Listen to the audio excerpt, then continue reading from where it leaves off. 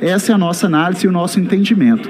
Em face do exposto, votamos pela inconstitucionalidade do projeto 2903 e, portanto, conforme prevê o artigo 101, parágrafo 2º, pela sua rejeição. Senhor presidente, eu só queria fazer aqui um apelo aos colegas.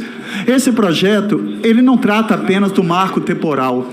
Esse projeto, ele tem pontos extremamente sensíveis. Ele fala em aculturamento da comunidade indígena.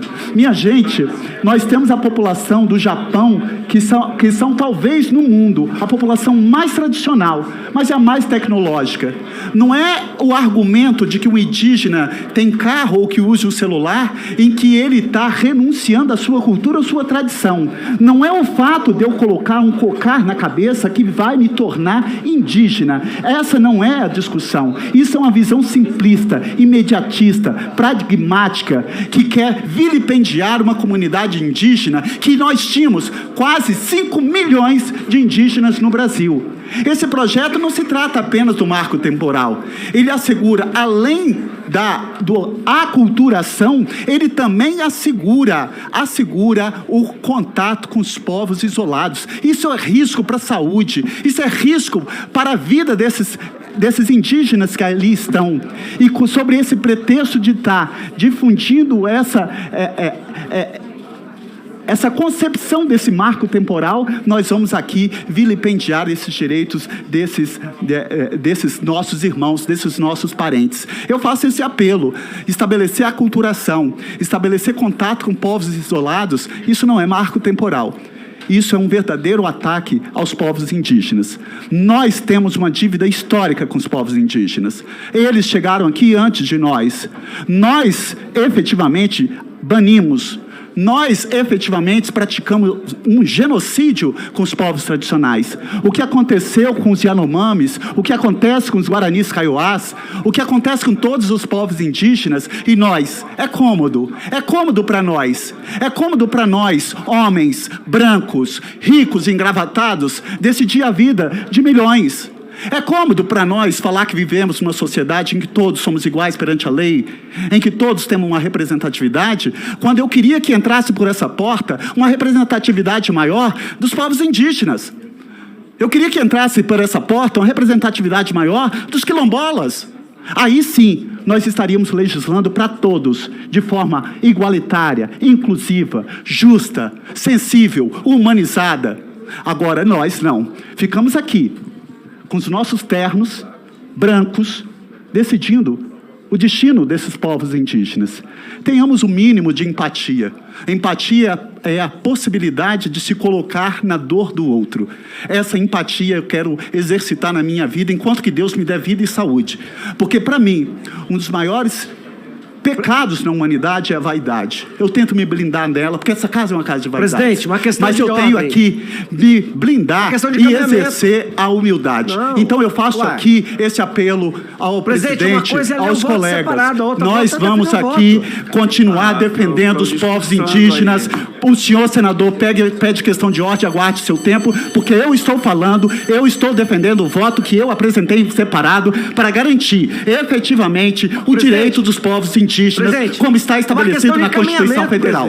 Já foi dito aqui, é importante, eu acho que, sem estigmatizações ou acusações, nós travarmos aqui um debate bem maduro sobre o tema.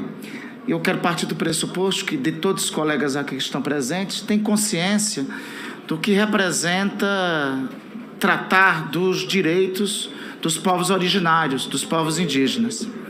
Tem que partir primeiro de um reconhecimento histórico que eles são denominados povos originários porque estavam aqui antes do contato com o conjunto dos outros povos que formaram a civilização brasileira. Por que tem que ter por isso um reconhecimento histórico? Porque endemias não é uma invenção dos povos originários. Endemias é algo que foi trazido aos povos originários. Influenza não existia na América até a chegada dos europeus. Foi por eles trazidos. Sarampo não existia na América até a chegada dos europeus. Foi pelos europeus trazidos. coqueluche, tuberculose, não existia até a chegada dos europeus. Reconhecer isso, eu acho que é um bom passo para nós legislarmos sobre eles. Porque o que estamos fazendo aqui, me parece, presidente Davi, é um pouco mais do que somente marco temporal. E eu vou já apresentar 3 aspectos do que estamos aqui votando. E eu posso falar com autoridade, meu caro Everton. Eu venho do Amapá com muito orgulho, convivo com os Waiampis, Galibis, Galibis Calinãs, Galibis Maruornos, Caripunas, Tiriós. A minha terra, o nome foi dado da língua tupi, Amapá e Amapaba, lugar da chuva. Temos orgulho dos Waiampis teridados. Tanto eu, como o caríssimo presidente senador Davi, convivemos e reconhecemos os direitos desses povos e entendemos e compreendemos com eles. Por isso que digo que o que está sendo travado aqui é um pouco mais do que marco temporal. Vou trazer aqui 3 aspectos do que aqui está sendo, o que será votado daqui a pouco. Vou rapidamente me reportar ao artigo 13. O artigo 13 diz: é vedada a ampliação de terras indígenas já demarcadas. Me parece, já que a gente está falando e confrontando tanto o Supremo Tribunal Federal, isso confronta frontalmente o Supremo Tribunal Federal. Porque o direito à demarcação foi a grande conquista da Constituição de 1988 e o que a diferencia de todas as constituições anteriores. Artigo 231 da Constituição, combinado com o artigo 67. E no Estado Democrático de Direito, essa invenção que se teve há uns 200 anos, que nos possibilita ser representantes do povo aqui, baseado no princípio de um francês chamado Charles d'Alembert, mais conhecido como Barão de Montesquieu, que garantia o princípio da separação dos poderes, dos 3 poderes. Existe um judiciário, um executivo para governar, um legislativo para fazer as leis e um judiciário para julgar. E no formato que foi montado para cá, o judiciário para julgar, que se chama em nosso país, nessa formatação prevista no artigo 1º e 2º da Constituição de Suprema Corte, tem que dizer o que é constitucional ou não. Será que às vezes não é a gente que está querendo se meter no que é atribuição do Supremo Tribunal Federal? Será que não é o inverso que aqui está acontecendo? Na pacificação que foi feita, me parece que o último julgamento do Supremo Tribunal Federal foi nos termos da Constituição. E no artigo 13 daqui, do dispositivo legal que votaremos, nós estamos dizendo assim: é vedada a ampliação. É vedada a ampliação e demarcação de terras indígenas já demarcadas. Isso me parece que fere a Constituição e não podemos versar sobre isso através de lei. Mas eu vou mais adiante. No artigo 26 do PL é dito o seguinte: indígenas e não indígenas possam firmar contratos para explorar atividades econômicas. E a FUNAI simplesmente registre isso. Não é para isso que existe a FUNAI. A FUNAI cabe a relação de regulação. Não está se avançando um pouco sobre o que é a atribuição de uma instituição montada e estruturada, inclusive apartando o Ministério Público Federal sobre isso. Indígenas e não indígenas, em terras indígenas. Parece flagrantemente inconstitucional também. Vamos adiante, só para citar no terceiro, para não citar outros dispositivos. O artigo 28 diz: no caso de indígenas isolados, cabe ao Estado e à sociedade civil o absoluto respeito às suas liberdades. Nós estamos versando sobre indígenas isolados. Isso foi pacificado no direito brasileiro desde o Marechal Cândido Rondon, que deu inclusive o nome a um estado chamado Rondônia. Desde o Marechal Cândido Rondon, que pacificou uma doutrina em nossa história e nosso direito do respeito aos não contactados, dos respeitos aos povos indígenas isolados. Isso me parece que claramente fere o que diz o artigo 231 da Constituição.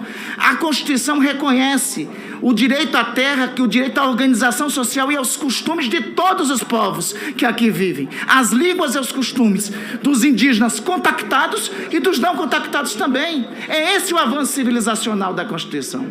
Por fim, meu caríssimo senador Davi, eu ouvi aqui, essa dívida é impagável. É impagável.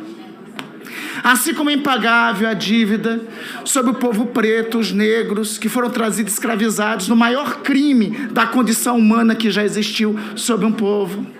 Assim como é impagável a dívida com os povos originários, porque aqui eles estavam. Senador Davi, meus caros colegas, a civilização foi montada a partir do reconhecimento das dívidas impagáveis. Se não fosse assim, nós ainda estaríamos, e já concluo, senador Davi, Se não fosse assim, nós ainda estaríamos, tal qual os romanos, nos deliciando em levar os cristãos para os coliseus e lá serem vítimas de diversão quando eram jogadas as feras. Sabe por que assim faziam os romanos? Porque consideravam os cristãos e todos escravizados sub-raças. A civilização evoluiu para compreender o que são dívidas impagáveis. É isso que constitui o pacto civilizatório nosso. O reconhecimento do direito dos povos originários, do povo preto que foi escravizado, é o que nos faz nação e é o que nos faz civilização.